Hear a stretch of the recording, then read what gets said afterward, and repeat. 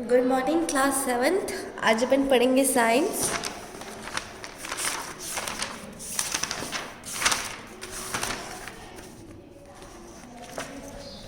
अपन ने chapter 10 start किया था, रेस्पिरेशन इन ऑर्गेनिजम्स। इसमें अपन ने रेस्पिरेशन और ब्रीथिंग तक अपन पढ़ चुके हैं। आज अपन पढ़ेंगे टाइप्स ऑफ रेस्पिरेशन। रेस्पिरेशन के भी देखिए टाइप्स होते हैं, 2 टाइप्स होते हैं, aerobic respiration and anaerobic respiration. On the basis of presence of absence और absence of oxygen, respiration is of 2 types, aerobic respiration and anaerobic respiration।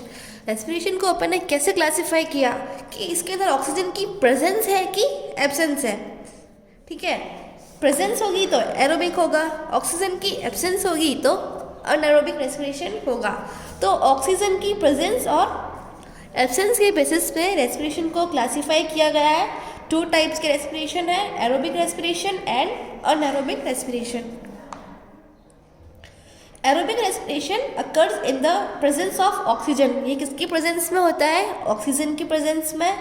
It is the chief source of energy for all plants and animals. ये plants और animals का क्या है? Energy का source है। In this process food is oxidised to produce energy. इससे क्या होता है? ये देखिए फूड है, ग्लूकोज ऑक्सीडाइज होता है क्या प्रोड्यूस करने के लिए? एनर्जी। कार्बन डाइऑक्साइड का यहाँ पे क्या हो रहा है?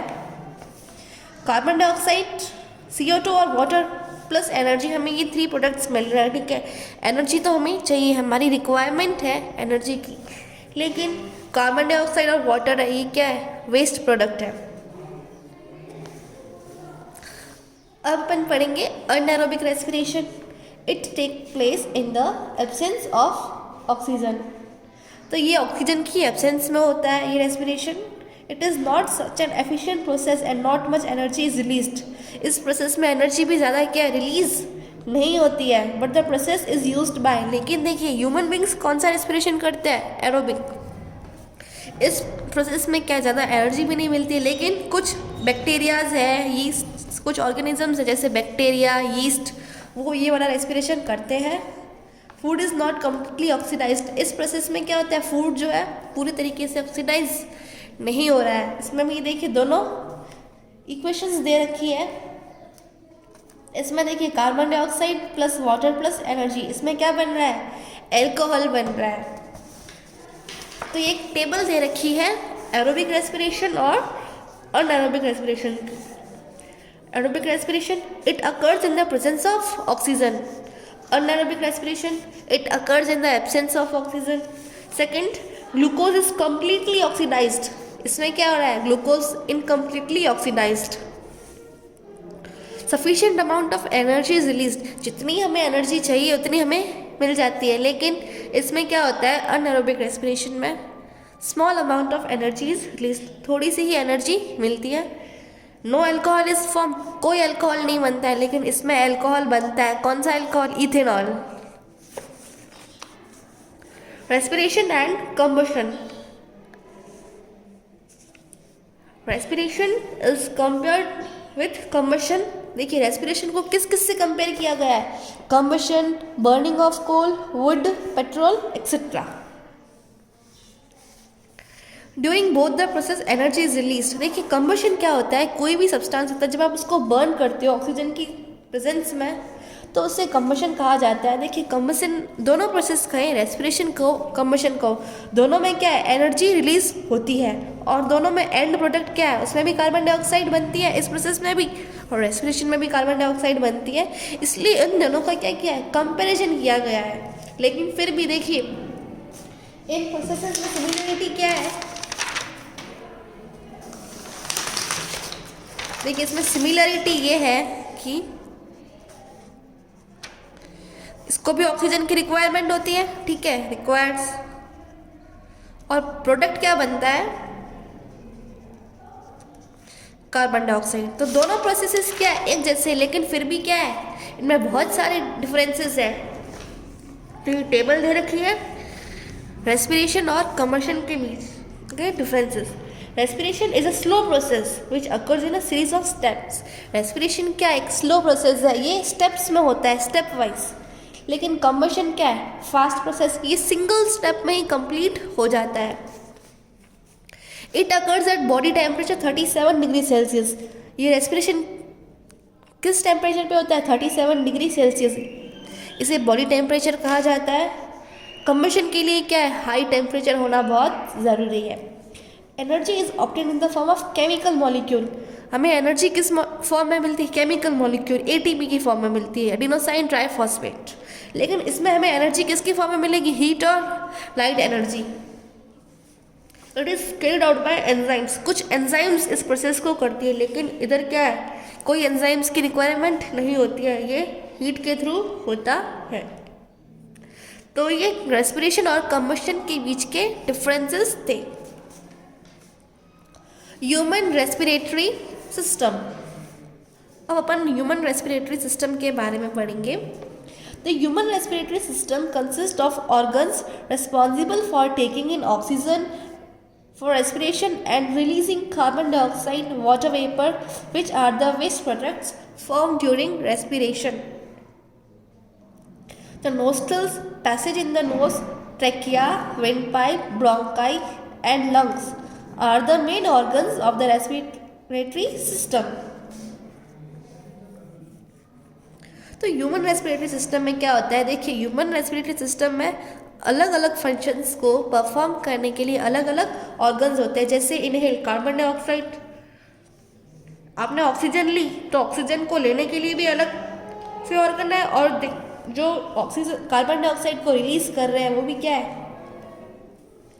अलग ऑर्गन से रिलीज होती है। तो देखिए टेकिंग ऑफ ऑक्सीजन और carbon dioxide,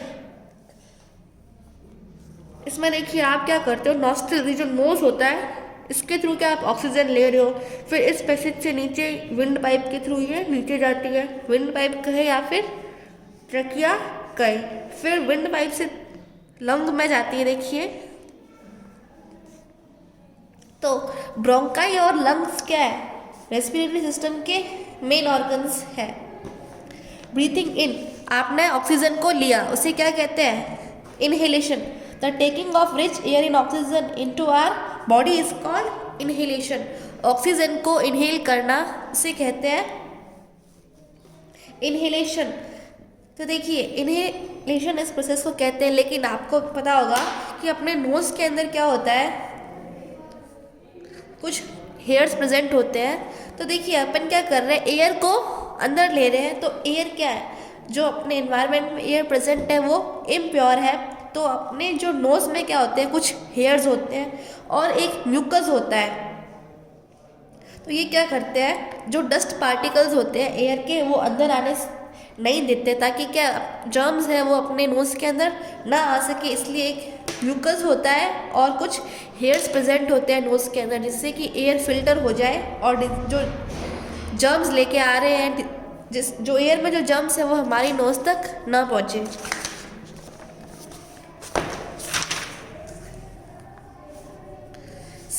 next, how do we breathe, हम कैसे ब्रीथ करते हैं। इसमें देखिए, can you guess the number of times you breathe in a day. क्या आप आइडिया लगा सकते हैं कि आपने दिन में कितनी बार ब्रीथिंग की। नहीं लगा सकते हम आइडिया। तो देखिए ऑन एन एवरेज, यहाँ पे एवरेज बताया है कि एक ह्यूमन बीइंग जो है मोर देन 20,000 टाइम्स ब्रीथ करता है। ये एक दिन का है, ठीक है। ज़रूरी नहीं, मतलब इतना ज़रूरी है कि 20,000 से ज़्यादा ही होगा, कितना होगा वो हम क्या है नहीं फाइंड आउट कर सकते। We breathe all the time even when we are sleep not doing an activity. हम 24 आवर्स क्या ब्रीथ करते हैं, जब हम कुछ काम ना कर रहे हैं तो भी हम ब्रीथ कर रहे हैं। इवन जब हम स्लीप कर रहे हैं तो भी क्या है अपन ब्रीथ कर रहे हैं, क्योंकि ब्रीथिंग के बिना क्या है अपन सर्वाइव नहीं कर सकते।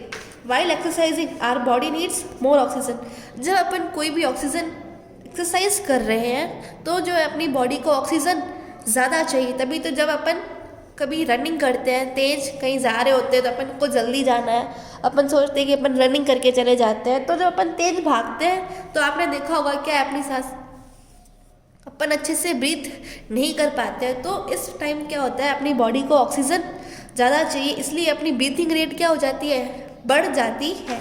Breathing is controlled by the intercostal muscles between the ribs and diaphragm at the base of lungs. तो ये प्रोसेस देखिए कैसे होता है, आपको डायफ्राम, ये आप देखिए डायग्राम देखिए, जब आप एयर अंदर ले रहे हो तो देखिए ये जो डायफ्राम होता है ये क्या, इसका काम होता है लंग्स को प्रोटेक्ट करना, ठीक है। तो इनहेलेशन के ड्यूरिंग क्या होता है, रिब केज है ये, जब आप एयर अंदर ले रहे हो तो ये थोड़ा सा ऊपर हो जाता है, फिर आप एक्सहेल कर रहे हो तो ये नीचे हो जाता है। तो इस प्रोसेस में क्या होता है, कॉन्ट्रैक्शन और रिलैक्शन होता है इसका। The bronchioles and it bubble shape like sacs called alveoli. आपको लंग्स में ऐसे कुछ देखिए शेप दिखेंगे ऐसे बबल्स टाइप के, इसे एल्विली कहा जाता है, जो क्या है बिल्कुल किसके जैसे, बंच ऑफ ग्रेप्स। जो ग्रेप्स का आपने बंच देखोगे तो वो एल्विली क्या है, बिल्कुल उसके जैसी होती है। एयर फ्रॉम ट्रैकिया, ट्रैकिया कहे या फिर विंड पाइप, दोनों सेम है।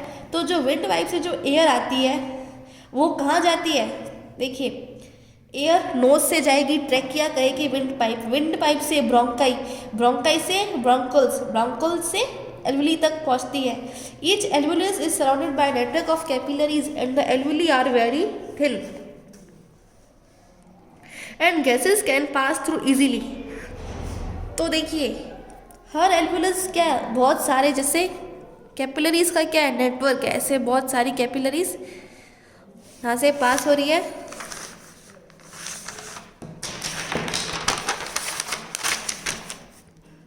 जैसे ये कैपिलरीज है तो क्या बहुत सारा यहाँ पे कैपिलरीज का नेटवर्क है। एल्वुली क्या है, बहुत पतली होती है, बहुत ज़्यादा। यहाँ इस जगह क्या होता है कि जो है गैसेस इजीली यहाँ से पास हो सकती है।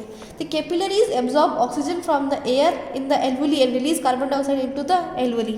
तो देखिए कैपिलरीज क्या करती है, ऑक्सीजन में से जो आपने एयर ली है उसमें से ऑक्सीजन लेती है और फिर एल्वुली क्या करती है, कार्बन डाइऑक्साइड रिलीज कर देती है। तो देखिए काम क्या है, कैपिलरीज क्या करती है, एयर में से ऑक्सीजन को लेती है, एल्वुली क्या करती है, कार्बन डाइऑक्साइड को रिलीज करती है।